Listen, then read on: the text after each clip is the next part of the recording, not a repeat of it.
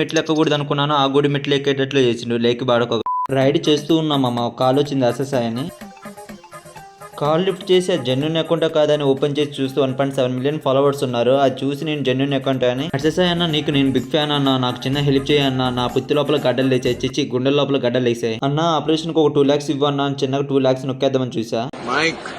బాగా పగడ్బందీగా ప్లాన్ చేసావు మైక్. అతనేమో బ్రో నేను అర్ససాయిని కాదు, అన్నయ్య అకౌంట్కి 10 మిలియన్ ఫాలోవర్స్ ఉన్నారు, నాది ఫ్యాన్ పేజ్ మాత్రమే. బాగా ఆశపడ్డట్టును. మీ వీడియోస్ బాగున్నాయి అందుకని కాల్ చేసా, కొంచెం ఓవర్ యాక్టింగ్ తగ్గించుకుంటే ఇంకా బాగుంటాయి అని చెప్పాడు. అలా అనిపిస్తుందా నీకు? బాగుంది. నేను ఏ గుడి మెట్లు ఎక్కకూడదు అనుకున్నానో ఆ గుడి మెట్లు ఎక్కేటట్లు చేసిండు. లేకి బాడుకోగాడు తెచ్చినందుకు ఎక్స్ట్రా మనీ కూడా ఇవ్వాల. ఇంకా నయం చీకట్లో కనిపించట్లా, కనిపిస్తే మళ్ళీ అతని ముఖాన్ని కూడా బ్లర్ చేయాల్సింది వచ్చేది. ఎడిటింగ్ కష్టం తగ్గించిండు. ఫ్యూచర్ లో నీ బతుకు అంతే వస్తాను, మన గుడి దగ్గర కలుద్దాంలే బాబు. వ్యాపారం అయితే 1156 రూపీస్ వచ్చాయి. 27 రైడ్స్ కంప్లీట్ చేశా. 93 కిలోమీటర్స్ తిరిగా. 200 పెట్రోల్, మొత్తం పోగా 1000 మిగిలిన మామ.